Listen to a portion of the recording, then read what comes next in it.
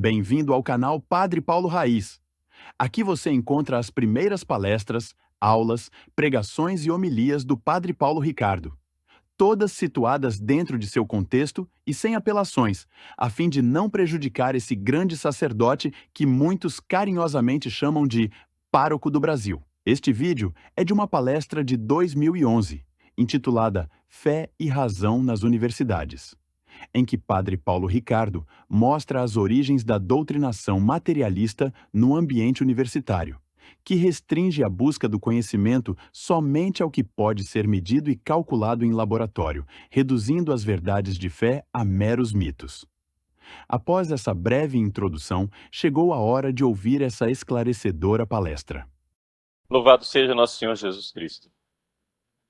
Bom estarmos juntos aqui nesse aprofundamento para universitários.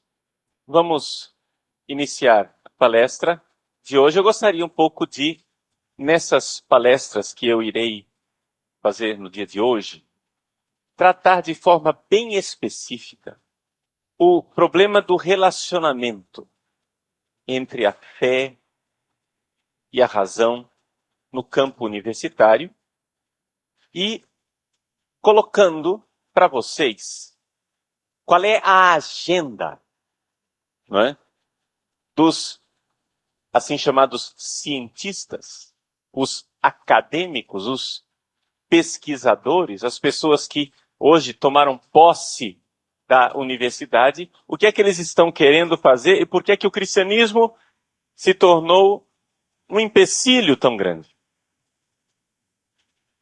Vejam, eu não sou do tipo da pessoa que gosta de alimentar nos outros teorias da conspiração. O que é teórico? Um teórico da conspiração, um sujeito que acha que tudo que acontece no mundo existe um QG, um quartel-general em algum lugar, né? O pessoal lá na ONU, ou então em Genebra, em algum lugar escondido, em alguma bate-caverna do mundo, né? Eles estão planejando tudo que está acontecendo com a humanidade, e então está tudo acontecendo conforme o planejado. Por que não sou teórico da conspiração? Por uma razão muito simples. As pessoas são livres e não é possível controlar a história. É possível influenciá-la, mas não controlá-la. Segunda coisa, nós vivemos numa sociedade e num mundo tão complexo que não existe um quartel-general em algum lugar onde as pessoas estão pensando. Não. Se existe um quartel-general que está organizando tudo e pensando tudo, ele não está aqui no mundo. Você vai ter que ir no inferno. Entende? Você vai ter que ir lá para o quartel-general de Satanás, no QG do inferno, e perguntar o que é que Satanás está bolando para destruir a igreja, o reino de Deus, a fé, a verdade, a justiça e a bondade. Aí sim, nesse quartel-general, né, nós poderíamos encontrar todos os planos e projetos, sabendo, porém, que o diabo, ele é astuto, ele é matreiro, ele é esperto, mas ele não é sábio. Por quê? Porque ele não vê os desígnios de Deus. E só quem vê a vontade de Deus é sábio. Ele pode ter muitas artimanhas para destruir a igreja, mas no final, Deus triunfará. Como triunfou na cruz. Deixa eu repetir a frase. Deus triunfou na cruz. Eu não disse Deus triunfou na ressurreição. Eu disse Deus triunfou na cruz. Então, a primeira palavra que eu tenho para colocar para vocês é um pouco isso. Que visão de mundo que nós, cristãos, nós católicos, temos? O que é que está acontecendo com esse mundo? Esse mundo está enlouquecido, pai. Né? Que maluquice é essa? Bom, meu irmão, está escrito no Catecismo da Igreja Católica, número 675, 676, 677. Né? Esses três números, um depois do outro, de 675 a 677. Está lá escrito no Catecismo da Igreja Católica que haverá no final dos tempos a grande apostasia. Haverá no final dos tempos o fato de que muita gente dentro da igreja, muita gente que crê, abandonará a fé.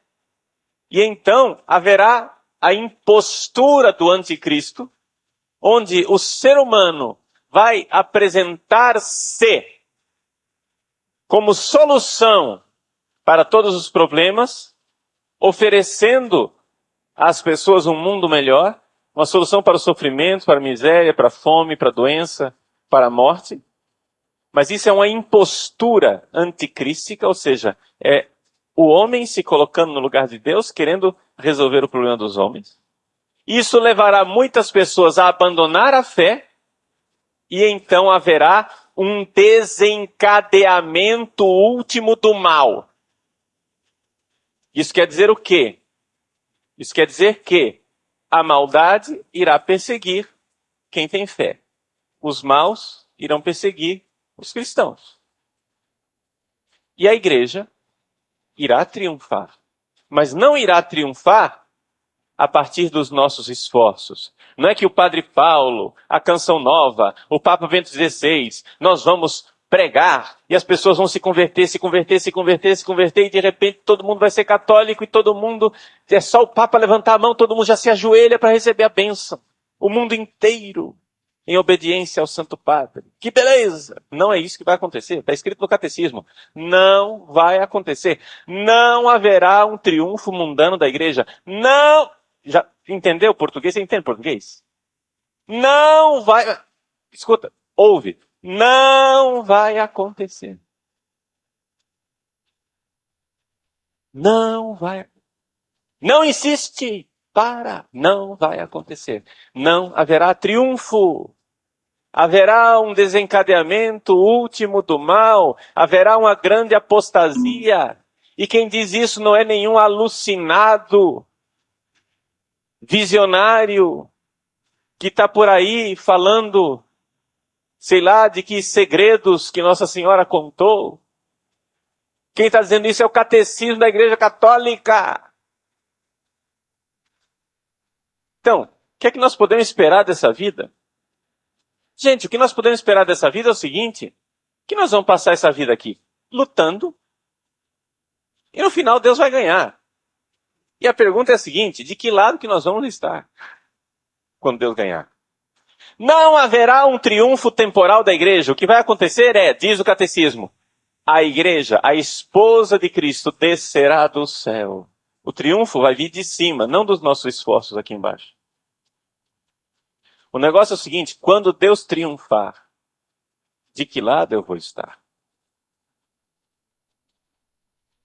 Que ele vai vencer, isso é seguro, isso é certo, isso é evidente, isso é inquestionável. Ele vencerá. O que é que a gente vê nesse mundo? Maldade, o tempo todo. Em tudo quanto é lugar. Não é só na universidade que tem maldade. Abra as páginas do noticiário. Abra os olhos na sua vizinhança e redondeza. Abra os olhos do seu coração e veja a maldade que está dentro de você. Porque não adianta só dizer os outros são maus, nós somos também. De que lado eu estarei quando Deus vencer? Então, uma vez dito isto, vamos entender que a proposta da Igreja Católica não é uma proposta revolucionária.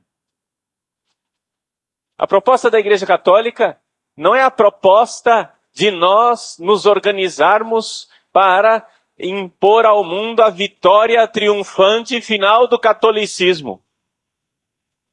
Isso seria uma revolução de direita. E a igreja é tão antirrevolucionária que ela é contra uma revolução até mesmo quando ela é a favor dela. Não vai acontecer. Isso quer dizer que nós temos que parar de lutar? Não, nós temos que lutar. Sim. Por quê? Porque nós temos que ser missionários, temos que fazer as pessoas se converterem, isso faz parte, né, da nossa vocação Mas nós estamos num mundo que não é somente não cristão. Estamos no mundo anticristão. E qual é a agenda desse mundo anticristão? Já colocando essa agenda desde o início, se a gente fosse perguntar para Satanás o que é que ele está querendo lá no quartel-general, então saibam que não se trata de um quartel-general aqui na Terra. Padre, como é que o senhor sabe? O senhor consulta o diabo? Não, graças a Deus, não falo com ele. Não tenho amizade com ele. Não tomo chazinho com ele. E não quero saber dele.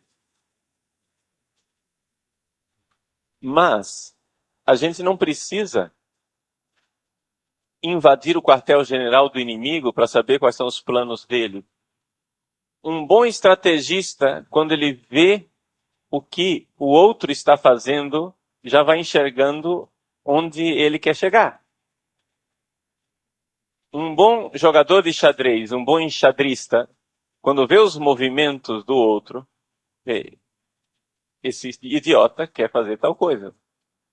E eu vou então, né, prevenir isso. O que é que Satanás está querendo obter há séculos? Bom, a primeira coisa, primeiro passo, ele quer obter materialistas. Existe uma decidida vontade de Satanás de fazer com que os seres humanos sejam materialistas.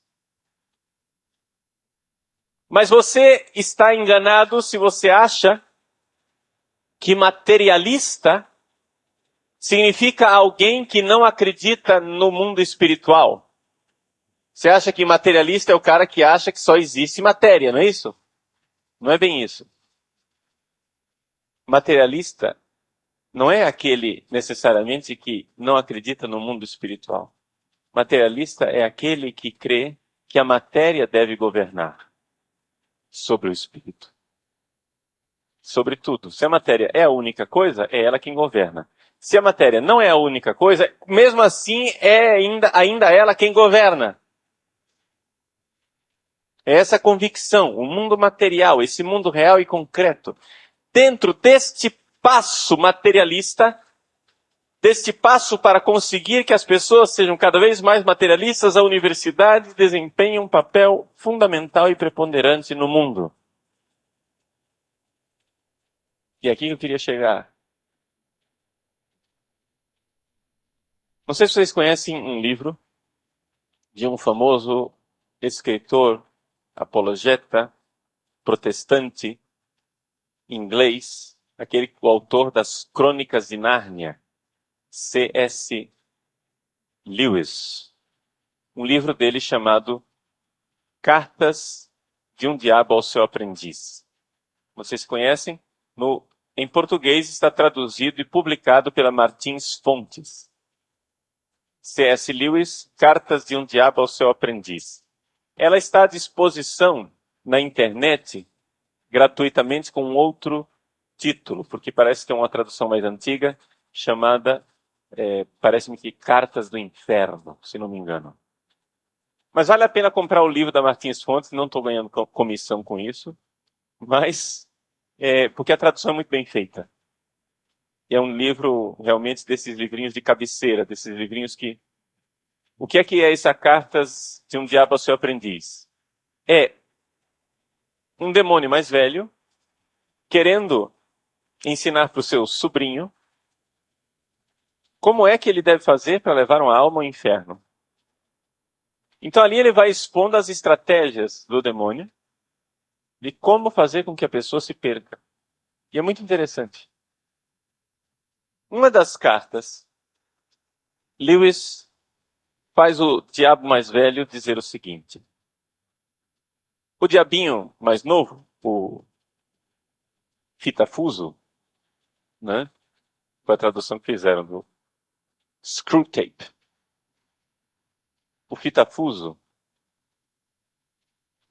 Não, confundi. Screwtape é o nome do tio. Fitafuso é o nome do tio. Vermibile, Wormwood, que é o nome do sobrinho. Então, o tio fala para o sobrinho assim. O sobrinho pergunta: tio, é importante que o meu paciente, o otário que eu estou querendo levar para o inferno, né? É importante que o meu paciente saiba que nós existimos? Ou seja, quem eu quero levar para o inferno precisa saber que o diabo existe? Então, o mais velho diz assim: olha, por enquanto, na nossa estratégia, nós temos que levá-lo à convicção de que nós não existimos e devemos transformá-lo num materialista. Mas esta não é a nossa finalidade última. Isso é um passo. Enquanto nós ainda estamos trabalhando, isso Lewis escreveu em 1942, tá? Durante a Segunda Guerra Mundial.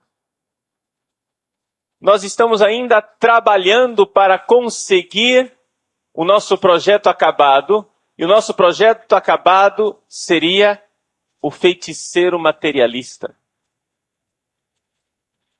Entende a palavra feiticeiro materialista? O cara é materialista, mas ele crê num mundo espiritual.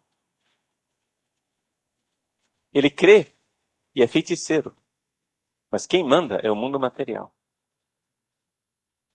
Já eu explico para você com mais detalhe isso daqui e como é que a universidade está sendo usada para nos levar até isso. Mas vamos entender primeira coisa. Nós somos levados a ser materialistas, em primeiro lugar. Primeira coisa que o diabo faz é dizer o mundo espiritual não existe. Materialistas puros. O mundo espiritual não existe. E assim, você vive a partir de um mundo material. Isso, diz o diabo mais velho, o Screwtape. Ele diz, isso é bastante chato para nós. A gente ter que se esconder. Porque isso faz com que a gente perca uma série de diversões interessantes. Né? Afinal das contas, é divertido aterrorizar as pessoas. É divertido aparecer para elas e fazê-las ficarem amedrontadas. É divertido a gente fazer cultos satânicos. É divertido a gente levar as pessoas ao satanismo. Né? Mas, por enquanto, deixa elas serem materialistas. Então, o primeiro passo é materialista puro. Depois você passa a ser um materialista feiticeiro, um feiticeiro materialista, ou seja, um homem, uma mulher que só crê na felicidade material do corpo nesse mundo, mas que para alcançar essa felicidade material do corpo nesse mundo, recorre a realidades espirituais ocultas. Começa a recorrer à invocação de espíritos. Depois começa a recorrer a anjos cabalísticos. Depois vai se aprofundando cada vez mais até que finalmente você se torna um feiticeiro, ou seja, um satanista, né? Para ser feliz materialmente. Bom, isso daqui eu estou me adiantando muito, só colocando para vocês aquilo que é o objetivo final. Mas como é que isso se dá especificamente na universidade? E aqui vamos começar a ser, até agora, o que eu falei parece mais uma pregação, né? Vamos começar a ser um pouco mais acadêmicos. Vamos falar de como é que se obtém isso na universidade. Vejam, eu não sei quando é que tudo começou, mas tudo parece ter começado com um frade na Idade Média. Um senhor chamado Guilherme de Ockham. Guilherme de Ockham, ele era um frade inglês. E ele é a raiz filosófica medieval de um movimento que vai acontecer na Inglaterra muito tempo depois, no século 17, 18, que se chamará empirismo. O que é o empirismo? O empirismo é a corrente filosófica segundo a qual nós só podemos conhecer as coisas que são demonstráveis empiricamente.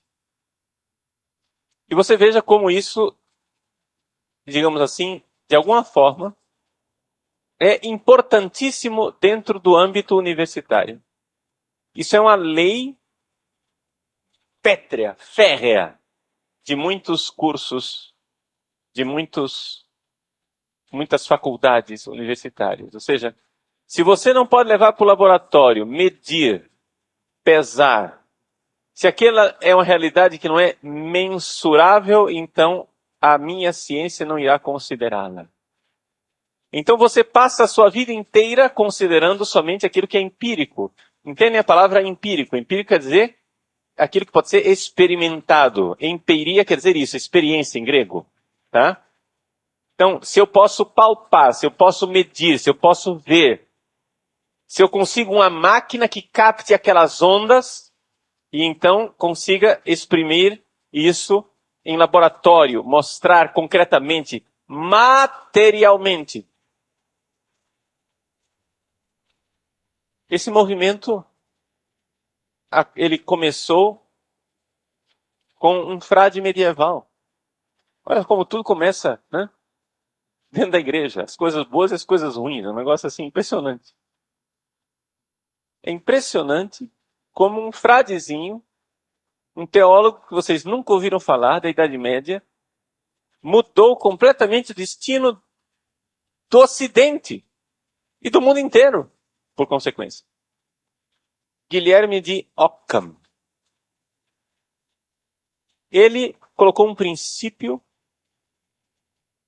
metodológico que é seguido à risca na maior parte das faculdades de vocês. O princípio metodológico é o seguinte: ensia non sunt multiplicanda sine necessitate.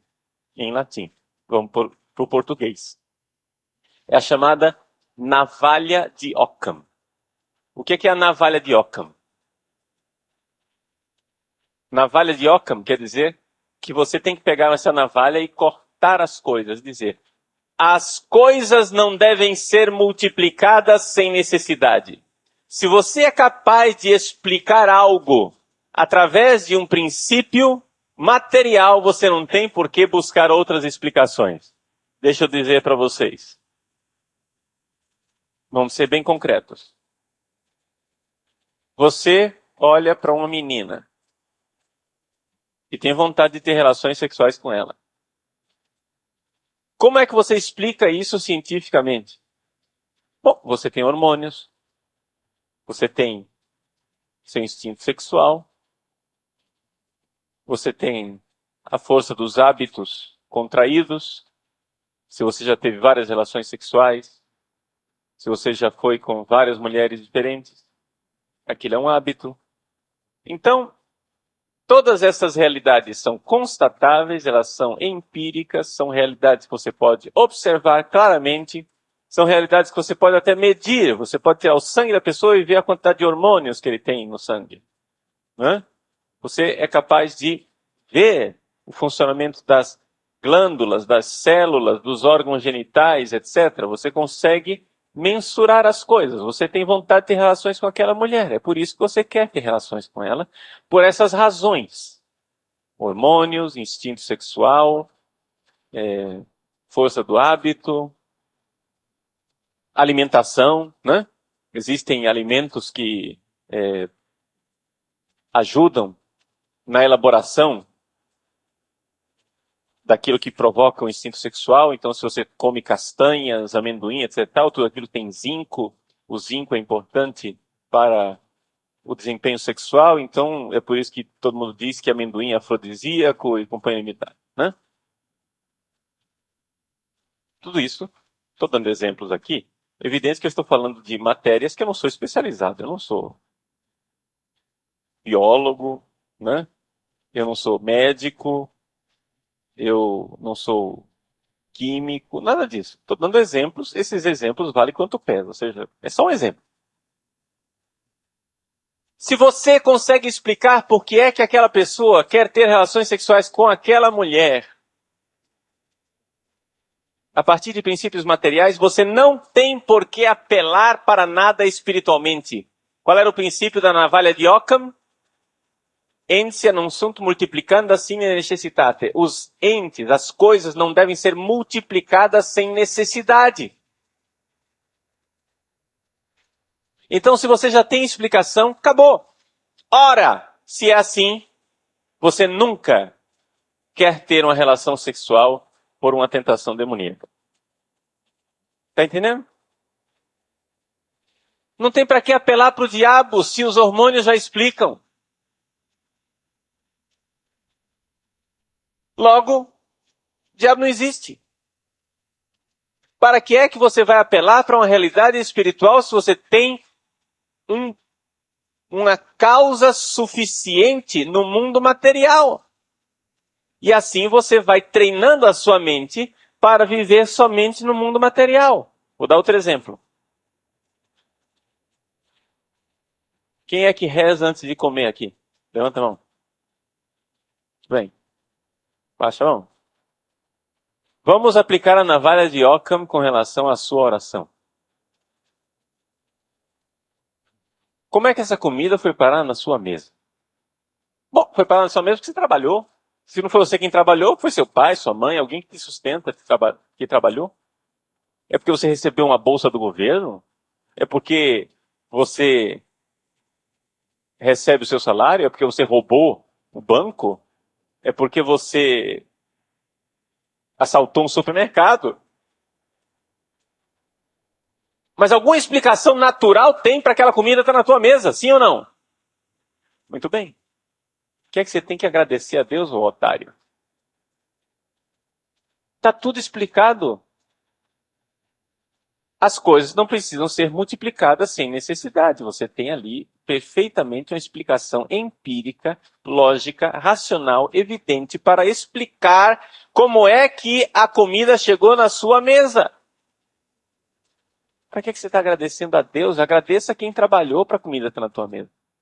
Agradeça a empregada que cozinhou.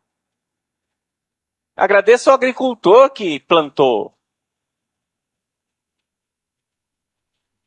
Está entendendo?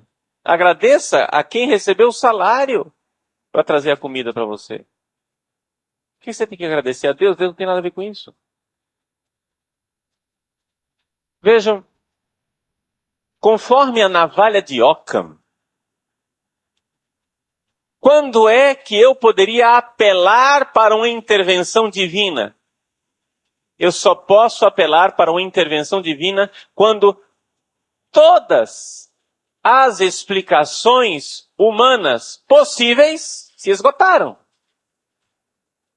Então você vai na ciência, você vai na matemática, a matemática não explica aquilo, a biologia não explica, a medicina não explica, o direito não explica, a sociologia não explica, entendeu? Quando ninguém explicou o que aconteceu, quando não tem explicação para o que está acontecendo, então, aí você diz então, milagre, né? Aí quando você clama milagre, vem alguém que é histórico das ciências e diz o seguinte, mas veja, por exemplo, existem coisas que hoje a ciência explica e que antigamente eram tidas por milagre. Então quer dizer que o milagre não existe. O que existe por enquanto é a ignorância. O que existe por enquanto é o fato de que nós não somos capazes de explicar esses fenômenos, mas um dia a ciência poderá explicá-los. Está entendendo? Então, se é assim, acabou o mundo espiritual. Estão entendendo como esse princípio metodológico... Atenção, mas padre, por que é que esse frade, o cara era frade franciscano. Como é que um frade faz uma coisa dessas? Mas, meu irmão, eu não estou dizendo que ele fez isso para fazer com que as pessoas fossem materialistas. Eu só estou dizendo que este princípio que ele colocou com boa vontade ou com má vontade, bem intencionado ou mal intencionado, porque eu não estou aqui para julgar ninguém, eu não estou aqui para dizer que Occam está no inferno, está entendendo? Bem ou mal intencionado, esse frade abençoado criou um princípio que depois só criou confusão dentro da igreja. Eis aí o problema. Então, aqui que está a grande realidade. Se você pega a navalha de Occam e você aplica esse princípio em tudo, você está fechado dentro do mundo material. Você se fechou dentro do mundo material. As causas não precisam ser multiplicadas sem necessidade. Se você pode explicar uma coisa materialmente, não tem por que apelar para esta coisa, para uma outra coisa espiritualmente.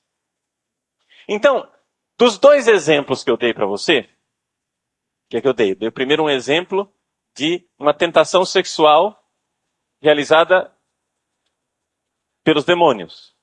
E o segundo exemplo eu dei da nossa ação de graças na mesa. Dos dois exemplos, os dois exemplos são exemplos que, se você aplicar na navalha de Occam, você claramente vai ficar trancado no mundo material. Ou seja, se você foi tentado sexualmente, a ciência é capaz perfeitamente de explicar por que você está sentindo atração sexual. Então, para que apelar para a intervenção demoníaca? Se você tem comida na sua mesa, a ciência é perfeitamente capaz de explicar como é que essa comida veio parar na sua mesa. Para que apelar para Deus e agradecer a Ele? Daí você vê que tem alguma coisa de errado nesse princípio metodológico. Existe algo de profundamente errado. Por quê? Porque se você for levar isto até o seu extremo, se você for levar isto até as últimas consequências, nós vamos ter que negar qualquer manifestação humana que esteja acima da animalidade.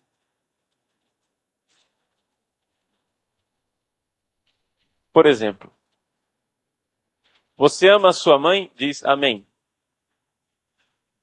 Ih, esse povo não gosta da mãe deles, hein? O pessoal não... Você ama a sua mãe? Fala amém. Ah, obrigado. Você ama a sua mãe científica e materialmente, empiricamente. Eu posso mostrar para você que você sendo um mamífero, a natureza, olha só a palavra que eu usei, eu não usei Deus, não tem Deus criador, né? É típico, nós cristãos, quando nós não falamos de natureza, nós falamos de criação. Eles já não, eles dizem a natureza. É um bichinho que existe por aí e não tem pai, né? A natureza dotou você como mamífero de um instinto para estar perto da sua mãe, para que você não morresse de fome. Se o bezerro não quisesse estar perto da mãe, o bezerro morreria de fome. Vejam que o bezerro não tem absolutamente nenhum afeto pelo touro que é papai dele. Tá? Mas ele tem alguma ligação com a mãe, até que finalmente acontece o desmame e então ele aprende a comer capim. Lenta e gradualmente ele se afasta da mãe, de tal forma que, uma vez adulto, ele já nem se lembra mais do relacionamento que ele tinha com a mãe e ele pode cobrir a própria mãe. Quem não entendeu o que quer dizer cobrir a própria mãe, né? Peço explicações para os veterinários. Ele pode cobrir a própria mãe E isto nós, seres humanos, chamamos de incesto, né? Quando o filho e a mãe se unem carnalmente para gerar prole, chamamos isso de incesto, e os veterinários chamam isso de mau negócio. Por quê? Porque geneticamente não é bom você cruzar, né, dois animais com uma carga genética tão parecida, porque isso vai fazer com que os genes recessivos e defeituosos apareçam mais, então é mau negócio. Então, por isso, não por razões morais, mas simplesmente por razões práticas e econômicas, se evita isto. Muito bem. Tá aí porque você ama sua mãe. Você ama sua mãe porque você é um mamífero e, portanto, você tem uma tendência a estar com a mama. Entende? Você quer a fonte do leite, só isso. Agora, o instinto faz isso com você. Aí os seres humanos vêm com essas bobajadas, essas invenções espirituais que não existem, que não têm fundamento, que não tem absolutamente nada, e começa a dizer assim: ah, eu amo mamãe. Aí faz o primeiro domingo, segundo domingo de maio. Ah, ai, ai, ai, mamãe, avental todo sujo de ovo. Ah, mamãe, eu amo você, que beleza. E canta, e diz, e não sei o que, e etc. Não é nada, é simplesmente um instinto de estar próximo da teta, da matriz. Ponto. Empiricamente é isso. Né? Empiricamente é isso. Mas você não precisa acreditar no Padre Paulo, tá? Isso aqui não é questão de fé. É uma questão de honestidade intelectual. Você olhando para dentro de você, você sabe que existe muito mais do que isso no seu relacionamento com a sua mãe. Basta você ter 5 minutos de honestidade de você com você mesmo. E você sabe que no seu relacionamento com a sua mãe existe algo mais do que leite. Você não sente afeto pela geladeira de onde você tira a caixinha de leite. Você não consegue sentir afeto pela geladeira. E você também, mesmo que fosse amamentado por outra pessoa, não sentiria o mesmo afeto pela sua ama de leite que você sente por sua mãe. Se a sua mãe tivesse pouco leite e você fosse amamentado por outra pessoa, o afeto iria para sua mãe e não para a ama de leite. Existe algo a mais. Existe algo que não é simplesmente físico. Existe algo que é espiritual. Agora, se você usa a navalha de Occam, se você se fecha no mundo do empirismo, se você se fecha nas explicações materiais que podem ser mensuradas, você está, de alguma forma, limitando o mundo de uma forma tão perversa, de uma forma tão irreal, de uma forma tão delirante, que isto que você faz não tem o direito de ser chamado de ciência. Vejam, eu não estou dizendo. Tem muita gente que procura fazer assim. Olha, as ciências, elas são realmente inquestionáveis.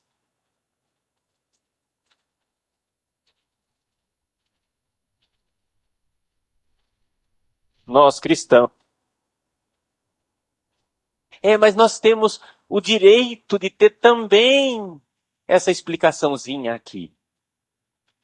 E a gente acanhadamente procura, né, dizer, dá licença. Podia também colocar essa explicação espiritual aqui. Não, gente. Não é isso. Uma ciência é simplesmente uma forma de estudar o mundo recortando a realidade. Ou seja, você estuda a ciência, você estuda, sei lá, direito, medicina, biologia, sociologia. Você estuda matemática, física. E você estuda a realidade a partir de um recorte. Mas não venha impor a mim e dizer que isso é a realidade. Isso não é a realidade. Isso é um recorte da realidade. Você querer dizer que este seu recorte da realidade é a realidade é muito pouco científico e nada honesto. Está entendendo? Vejam, o método do Guilherme de Ockham, ele é interessante para que eu exerça a minha profissão, para que eu faça aquela ciência da natureza, mas ele não é interessante para me dar a realidade. Está entendendo? São duas coisas diferentes. Nós, por causa do empirismo, por causa desse materialismo satânico, ficamos com a impressão de que o mundo real é o mundo como a ciência me propõe, mas na verdade o mundo da ciência é muito pouco real. Se existe algo que não é real, é o mundo da ciência. O mundo da ciência é um recorte do real. É um pedacinho do real. É um fragmento do real. E quando você pega esse fragmento do real e quer agora dizer que essa é a realidade, você está sendo um demente ou então um desonesto. Vamos dar exemplos bem concretos. Você pega a sua mãe. Vamos investigar a sua mãe. Você entrega a sua mãe para um biólogo. E ele vai examinar a sua mãe. É a mesma coisa que você entregar a sua mãe para um açougueiro. Ele examinaria a sua mãe, vendo onde é que ficava melhor para cortar e separar os pedaços de carne interessantes, como desossá-la, né? Como limpar as vísceras e como pendurá-la na vitrine do açougue para que fosse comprada. Você sabe que existe algo a mais na sua mãe do que aquilo. Você entrega a sua mãe para um biólogo, para o biólogo ele é uma coisa. Ele recorta. Esquece todos os outros aspectos. Para ser um bom biólogo, ele tem que esquecer o que é que aquela pessoa significa afetivamente, socialmente, espiritualmente, todos os outros mentes do mundo. Ele só quer saber o que é que aquela pessoa significa biologicamente. Você entrega a sua mãe para um matemático e ele vai dizer, ela é uma unidade. Ou então vai dizer, ela tem tantos metros. E vai transformá-la numa realidade numérica. Você entrega a sua mãe para um físico e ele vai calcular a aceleração e a velocidade com a qual a sua mãe vai cair do 100º andar e quais vão ser as consequências do impacto, não é? Final, com que velocidade e força ela irá espatifar a cara quando chegar no chão. Num movimento uniformemente acelerado, se nada impedir. Você entrega a sua mãe para um advogado? Coitada da sua mãe. Então, o advogado irá olhar para a sua mãe como uma oportunidade de ganhar dinheiro. Desculpem os estudantes de direito, eu só estou pegando no pé. Tá? Uma oportunidade de ganhar dinheiro e que causas jurídicas ela teria direito. Ou então, quem é que pode me contratar para processar a sua mãe? Entende? Você entrega a sua mãe para um sociólogo. E ele vai ver qual é o papel social que ela desempenha. Vejam, você entrega a sua mãe para qualquer uma destas ciências e essas ciências irão recortar a sua mãe em algum aspecto, mas nenhuma delas vai ser capaz de dizer quem é sua mãe. Nenhuma delas vai ser capaz de fazer as perguntas e responder as perguntas que realmente interessam. Eu me lembro de um colega meu, que é pároco, numa paróquia no subúrbio de Chicago, nos Estados Unidos. Nós somos colegas de teologia em Roma. Ele, quando era padre novo, teve que enfrentar uma situação difícil. Uma família com um bebê, uma criança, que morreu no hospital. Lá estava toda a família na sala de espera do hospital. O médico tinha acabado de descrever para eles como é que a criança tinha morrido. Vejam, o médico explicou como a criança morreu. Nessa hora chega o padre. E então, o pai da criança olha para o padre com um olhar enfurecido, com aquela raiva contida de quem se revolta diante da realidade da morte do próprio filho.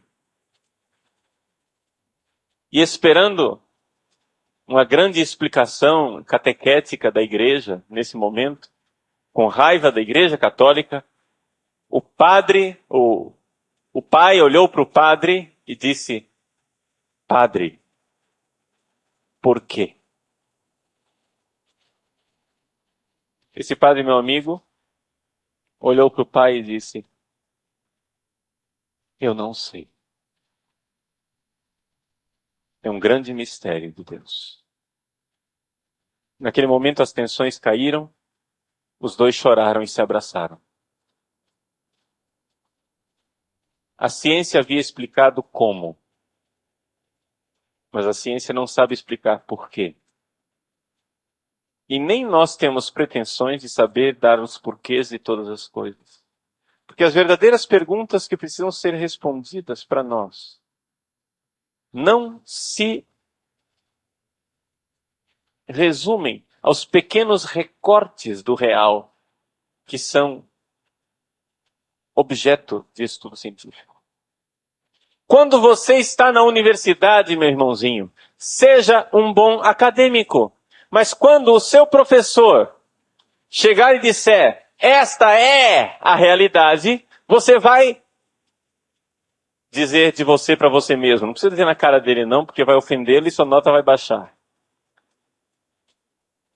Espertos como as serpentes e simples como as pombas, nós temos que dizer o seguinte: diga de você para você mesmo.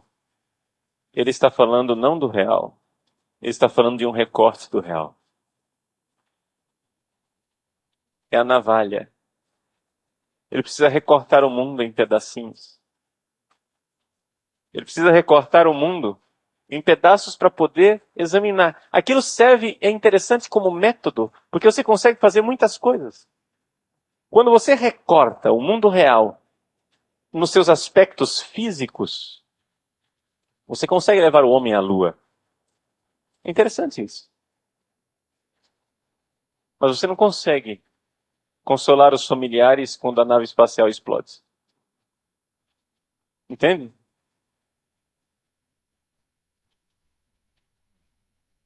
Aqui está a coisa. A ciência está sendo usada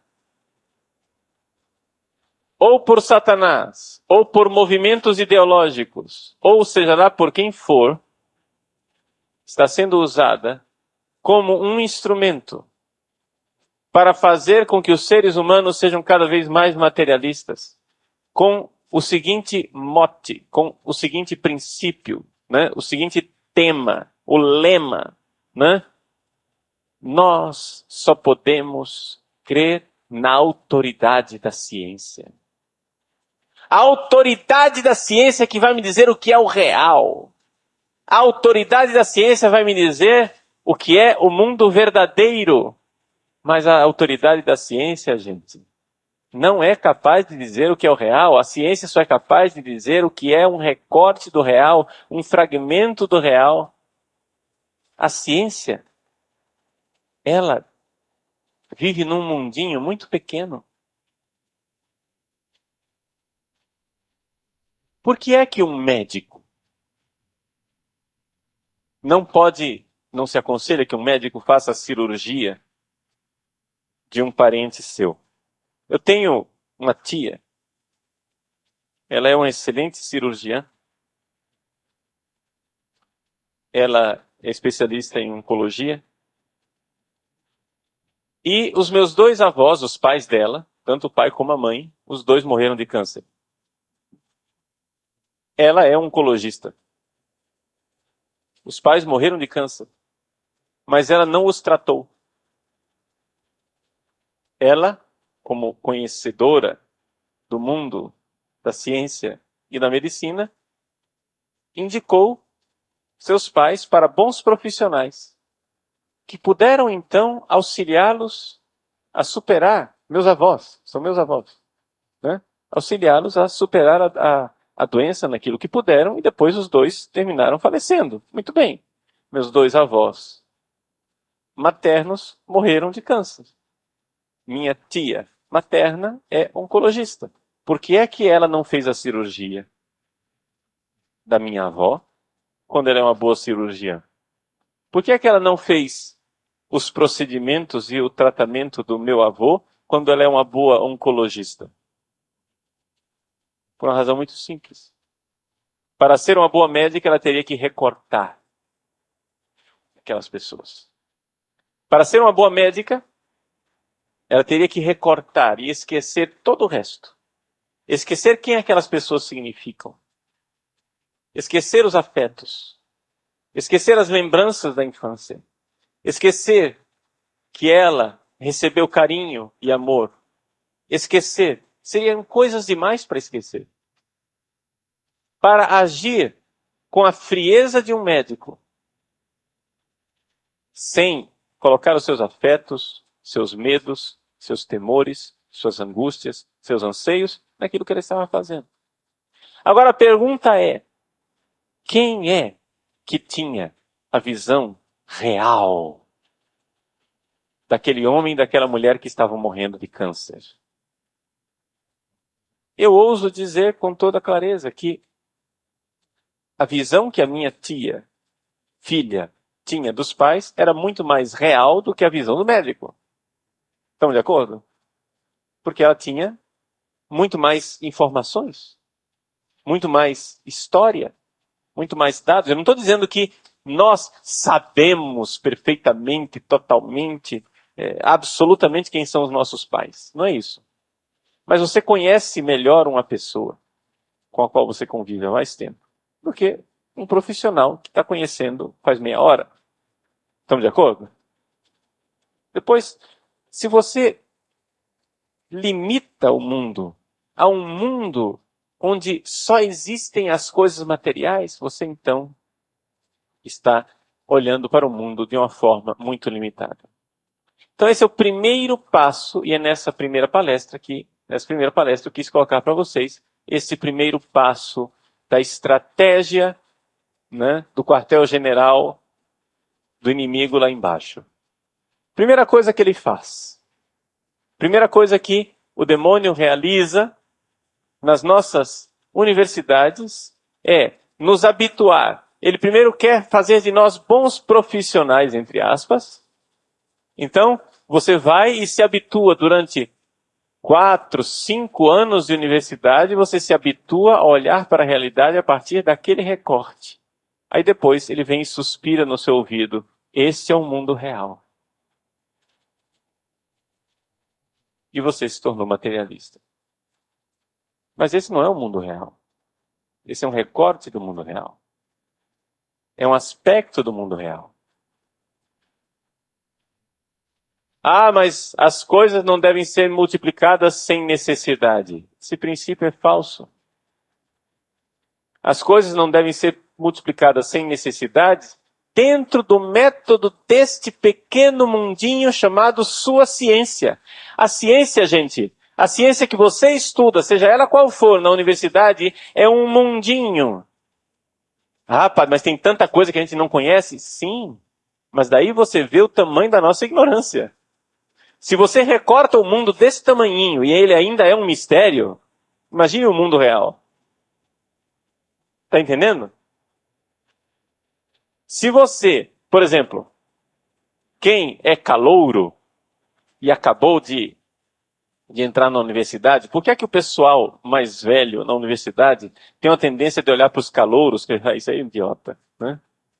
Olha para o calouro como se fosse um bobão. Por quê? Porque o calouro entra na universidade cheio de certezas, achando que ele sabe por onde vai a guerra. Enquanto, quando você começa cada matéria da universidade, é como se fosse uma porta fechada. É um mistério que está atrás daquela porta. Aí você diz, agora eu vou estudar tal coisa, vou descobrir o mistério. Aí você abre a porta. E você descobre que atrás daquela porta tem um corredor com outras 10 portas fechadas. O mistério só aumentou. Quando você termina a universidade, o que você conseguiu aumentar não foi a sua ciência. Você conseguiu aumentar a sua sensação de ignorância. Você vê o quanto você não sabe. Então, aquele calouro todo seguro de si que sabe, eu vou dominar esse negócio aqui. Você olha para ele com desprezo, você diz, esse bobão, né? Mas vejam, gente, se aquele pequeno recorte do real, que é a ciência a qual você se dedica, é um grande mistério, você imagine o mundo real. O mundo real. Mas aqui está a primeira armadilha que nós precisamos aprender a desarmar. A armadilha do materialismo empirista. O materialismo empirista é uma armadilha porque ele, de alguma forma, quer conduzir você a um conhecimento. E depois ele te diz, veja, isto é tudo. E aqui que está a mentira, não é tudo. Existe muito mais. Você está somente examinando um pequeno recorte do real, não me venha pontificar a respeito da realidade, você só sabe um aspecto da realidade. E aqui, que então, nós vemos que a fé, ela não tem que pedir licença para existir. Nós, através da fé, temos o conhecimento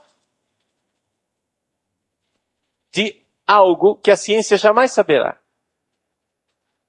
Deus, o sábio, Deus, a fonte de toda a sabedoria, se fez carne em Jesus Cristo, nosso Senhor, e nos disse coisas, verdades, que nenhuma ciência jamais descobriria.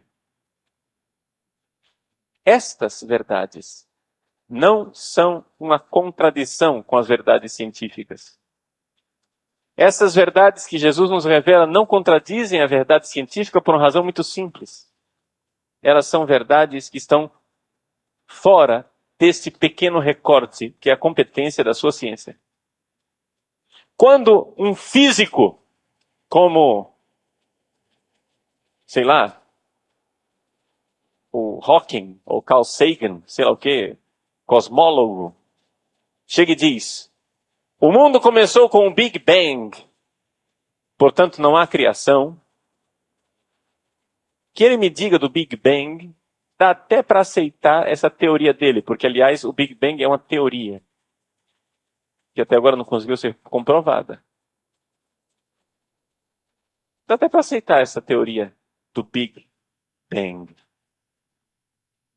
Agora, portanto Deus não existe, isso daí, meu irmão, você já saiu do seu recorte. Você está transgredindo os limites da sua ciência. Entendeu o problema? O problema dos cientistas empiristas é o seguinte, eles no início da caminhada, eles dizem, só investigarei as coisas materiais. E depois de 20 anos só investigando as coisas materiais, ele diz assim, tá vendo? Nunca encontrei nada de espiritual. Deus não existe. Meu irmão, foi você quem limitou a sua investigação desde o início. Você primeiro se proíbe de investigar qualquer coisa que não seja material. Aí depois que não encontra coisas espirituais, diz, tá vendo? Não existe. Que estupidez é essa? Você escolheu um recorte do real. Você escolheu estudar um recorte do real chamado realidade material e empírica. Por que agora você quer pontificar a respeito daquilo que está fora do seu recorte? Que está fora da sua ciência. Portanto, está fora da sua competência. Nenhum cientista da natureza é capaz de nos dizer nada a respeito de Deus. Porque ele é incompetente para isso. Por quê? Porque ele é um cientista da natureza. E Deus é sobrenatureza, é o sobrenatural. Portanto, está fora do recorte que ele examina. Ele é incapaz de explicar as coisas. Então esse é o empirismo materialista, é a primeira armadilha que nós temos que aprender a desarmar.